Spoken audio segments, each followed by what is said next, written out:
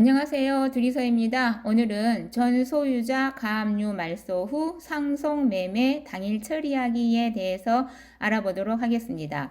자, 이 건에 대해서는 좀 복잡해 보일 수도 있지만 이 강의를 들으면 여러분들 금방 이해하실 수 있을 것입니다. 토지 소유자는 A입니다. 건물 소유자는 B입니다. 즉 토지 소유자하고 건물 소유자하고 명의가 다른 경우에 해당이 되죠. 그래서 이 A 소유자는 B의 건물을 사갖고 오고 싶은데 아래 건물 등기를 보면은 자, B 명의로 소유권 보존 등기가 2007년도에 되었습니다. 그런데 B가 지금 현재 사망을 했어요. 그런데 이 건물 등기에 C가 가압류 설정을 했죠. 2009년도에. 그러니까 2009년도에 C가 가압류를 설정을 했는데 그 이후에 아무런 권한 행사를 하지 않는 것으로 추정이 됩니다. 다만 가압류가 2009년도에 설정을 했기 때문에 지금 설정한 해로부터 11년이라는 시간이 경과되었다는 것만 여러분이 확인하고 계시면 될 것 같습니다. 그러면 A는 B의 건물을 사갖고 오기 위해서 어떤 절차를 밟아야 될까요? 자, 건물 등기를 보면은 B가 소유권 보존이 되어 있고 C가 가압류가 설정된 상태입니다. 그래서 이 건물에 대해서 깨끗하게 인수를 해갖고 오고 싶으면 절차가 어떻게 진행을 했냐 그러면 첫 번째 C가 설정한 가압류를 말소를 먼저 합니다. 그리고 말소가 된 다음에 B의 소유권을 사망을 했기 때문에 상속 대상자들 상대로 상속 등기를 한 다음에 그 다음에 매매를 하는 겁니다. 이와 같은 경우에는 조금 위험이 따를 수도 있기는 하지만 자, 잘 처리하고 시간차를 잘 이용하게 되면은 깔끔하게 일을 처리할 수도 있게 되겠습니다. 다만 상속과 매매 등기를 할 때 사전에 접수된 권리관계 확인이 있는지 반드시 등기소에 물어보고 접수를 해야 됩니다. 만약에 이 상속자들 중에서 어느 한 명이 신용이 불량한 사람이 있어서 상속됨과 동시에 제3자가 압류나 가압류나 설정을 하게 되면은 매매해올 수 없는 상황이 발생하기 때문에 조금은 법적인 지식이 없으면 진행하기가 조금 다소 위험한 부분이 있습니다. 자, 그래서 아까 그 말한 가압류, C의 가압류에 대해서는 2009년도에 설정하고 나서 아무런 권한 행사를 하지 않았다라고 추정을 하고 일을 진행하기로 마음을 먹었고요. 자, 민사집행법 제288조에 따르면 채무자는 다음 각 호에 어느 하나에 해당하는 사유가 있는 경우에는 가압류가 인가된 후에도 그 취소를 신청할 수 있다. 제3호에 해당하는 경우에는 이해관계인도 신청할 수 있다라는 민사집행법에 따라서요. 자, 이번 경우에는 제3번 가압류가 집행된 뒤에 3년간 본안해소를 제기하지 아니한 때 자, 3번에 해당되는 본안해소를 하지 않았을 거라고 추정을 하고 이 일을 진행하기로 마음 먹었던 거죠.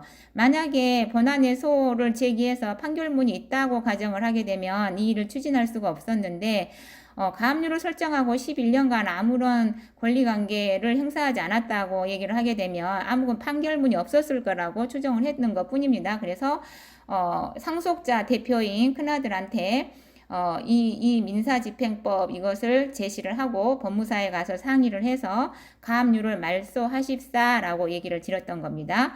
자, 그래서 이분들이 일을 아주 척척 잘 진행을 했던 거고요. 서로 믿고 일을 진행했기 때문에 모든 일들이 깔끔하게 정리가 될 수 있었습니다. 자, 그러면 얘기를 한번 볼까요? 소유권 보전이 2007년 10월 24일 날 되어 있었습니다. 즉 B로 되어 있었던 거죠.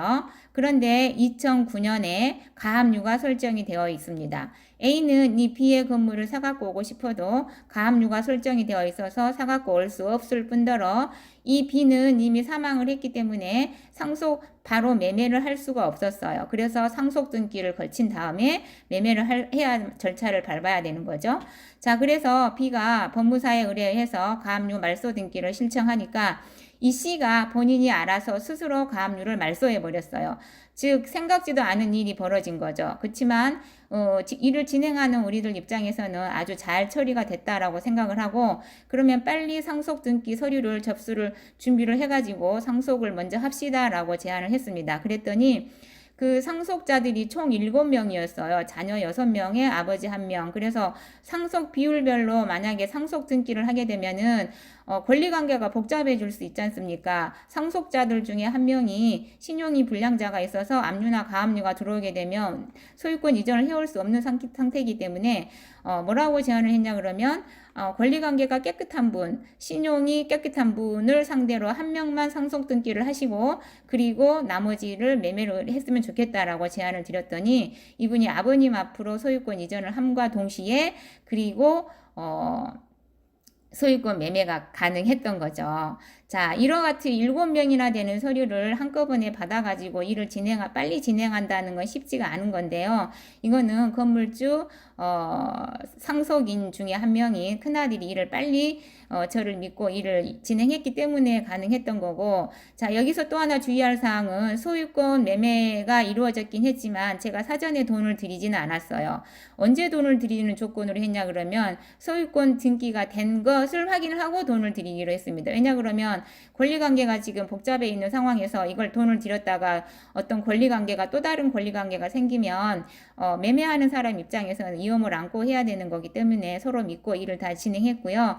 자, 그래서 매매가 등기가 된 걸 확인하고 제가 거래가액 500만 원을 드렸죠. 여기에서 말하는 이 500만 원은 건물 가치가 좋아서 500만 원을 드렸다거나 그런 건 아니었고요. 서로 믿고 소유자 그분이 500만 원을 제시를 했고 제가 그러면 이를 처리해주는 조건으로 500만 원을 드리겠습니다 라고 얘기를 해서 일이 깔끔하게 처리가 됐던 것입니다. 근데 여기에서 또 하나 복병이 나타났는데 지금 그 집에 무상임차인이 살고 있습니다. 즉 그냥 공짜로 살고 있는 어떤 할머니 한 분이 계시는데요. 이제 소유주가 바뀌었으니까 이사를 가라라고 하니까 이사비를 줘야지만 이사를 갈 수 있다라고 안 가시는 겁니다. 자, 저는 긍정의 마인드 될 수 있으면 많은 사람들한테 제가 처해 있는 상황에서 베풀 수 있는 마인드를 가지려고 열심히 노력하는 사람 중에 한 사람인데요. 과연 몇 년 동안 이와 같이 나무집에서 공짜로 살고 있으면서 이제 소유주가 바뀌어서 이사 가십사라고 부탁을 하니까 이사비를 요구하는 이 임차인에 대해서는 과연 어느 정도 선의를 베풀어야 되는 걸까요? 자, 이런 사람들을 볼 때마다 저는 많은 생각을 하게 됩니다. 자, 여러분들도 한번 생각해 보시기 바랍니다. 이상 둘이서였습니다. 감사합니다.